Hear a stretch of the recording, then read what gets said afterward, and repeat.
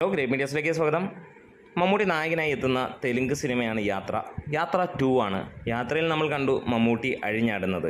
ഇവിടെ യാത്ര 2-ൻ്റെ ടീസർ റിലീസാണ് ജനുവരി 5-ന് 11 മണിക്കാണ്, 11 AM നമുക്കറിയാം. ഈ സിനിമ ചിത്രീകരിക്കുന്ന വേളയിൽ തന്നെ നമുക്ക് ഈ ഒരു സിനിമയുടെ ഇമ്പോർട്ടൻസ് അറിയാം. ഒരു ബയോപിക് ആയിട്ട് തന്നെയാണ് വരുന്നത്. YS രാജശേഖർ റെഡ്ഡിയായിട്ട് മമ്മൂട്ടി അഴിഞ്ഞാടിയ യാത്ര, അതിൻ്റെ കണ്ടിന്യൂറ്റി യാത്ര 2-ൽ വരുമ്പോൾ വളരെ കുറച്ച് സമയമായിരിക്കാം മമ്മൂട്ടി ഇതിനകത്തുള്ളത്. പക്ഷേ ഒന്ന് നമുക്ക് പറയാം, ബാക്കി ആരും അഴിഞ്ഞാടുന്നതിൻ്റെ 100 ഇരട്ടിയായിരിക്കാം മമ്മൂട്ടി ഇതിനകത്തിൽ ഒരു കുറച്ച് സമയത്തിലുണ്ടാവുന്നത്. കാരണം YSR ആയി ജനങ്ങൾ അംഗീകരിച്ചിരിക്കുകയാണ് മമ്മൂട്ടിയെ. തെലുങ്കിൽ മമ്മൂട്ടിയല്ല ഇത്, അവരുടെ YSR തിരികെ വരുന്നു എന്നുള്ളതാണ്. അവർക്ക് നഷ്ടപ്പെട്ട YSRനെ അവർ ഒരു നോക്ക് കാണാൻ വേണ്ടി തിരിച്ചെത്തുന്നു എന്നുള്ളത് തന്നെയാണ്. അതുതന്നെയാണ് ഈ സിനിമയുടെ ഇമ്പോർട്ടൻസും. നമ്മൾ യാത്ര കണ്ടു കഴിഞ്ഞപ്പോൾ ഇവിടെയുള്ള പല മലയാളികൾക്ക് പോലും ഇഷ്ടപ്പെട്ടു ആ റേഞ്ച്. പക്ഷേ തെലുങ്കർക്ക് സംബന്ധിച്ചിടത്തോളം അവരുടെ YSR നേരിട്ട് അഭ്രപാളികളിൽ എത്തുന്ന ഒരു കാര്യമായിരുന്നു.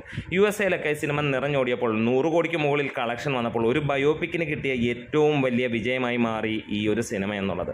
പലപ്പോഴും ഒരു കാര്യം പറയാനുണ്ട്, ബയോപിക് പോലെയുള്ള ചരിത്ര പുരുഷന്മാരെ സൂചിപ്പിക്കുന്ന അല്ലെങ്കിൽ അവരെ കാണിക്കുന്ന സിനിമകൾ വരുമ്പോൾ അത് മമ്മൂട്ടി തന്നെ ചെയ്യണമെന്നുള്ളത്. പലപ്പോഴും അവരുടെ രൂപസാദൃശ്യമായിട്ട് എല്ലാവരും കാണുന്നത് മമ്മൂട്ടിയെ തന്നെ. അതുപോലെ തന്നെ അഭിനയ പാടവത്തിൽ അങ്ങനെ ഒരു ക്യാരക്ടറിലേക്ക് മാറണമെങ്കിൽ, സ്വയം രൂപത്തിൽ നിന്ന്, സ്വയം മാനറിസങ്ങളിൽ നിന്ന് മറ്റൊരാളുടെ മാനറിസങ്ങളിലേക്ക് മാറണമെങ്കിൽ നമുക്ക് കാണാൻ കഴിയുന്ന ഒരു വ്യക്തി, ഒരു നടൻ, അത് മമ്മൂട്ടി തന്നെയുള്ളൂ. പലരും ചില വേഷങ്ങൾ ചെയ്യുമായിരിക്കും, ചിലർ പല വേഷങ്ങളും ചെയ്യുമായിരിക്കും. പക്ഷേ മമ്മൂട്ടിയെ സംബന്ധിച്ചിടത്തോളം ഇങ്ങനെയുള്ള ചരിത്ര പുരുഷന്മാരെ അവതരിപ്പിക്കുമ്പോൾ പൂർണ്ണത വരുന്നത് മമ്മൂട്ടിയിൽ നിന്ന് മാത്രമാണ്. അതിപ്പോൾ അംബേദ്കർ ആയാലും YSR ആയാലും എന്തിന് പഴശ്ശിരാജാവായാലും നമുക്ക് കാണാൻ, അല്ലെങ്കിൽ ചതിയൻ ചന്തു ആയാലും നമുക്ക് കാണാൻ കഴിയുന്നത് അത് മമ്മൂട്ടിയല്ല. മമ്മൂട്ടിയിലൂടെ ആ ഒരു പകർച്ചകളെ, അല്ലെങ്കിൽ അന്ന് ആ ഒരു നൂറ്റാണ്ടിൽ ഉണ്ടായിരുന്നവരോ 100 നൂറ്റാണ്ടുകൾക്ക് മുമ്പ് ഉണ്ടായിരുന്നവരെയോ ഇപ്പോൾ ജീവിച്ചിരിക്കുന്നവരെയോ കാണാൻ കഴിയുന്നു എന്നുള്ളത് തന്നെയാണ്. കാരണം അയാൾ ഒരു സമ്പൂർണ്ണ നടൻ തന്നെയാണ്.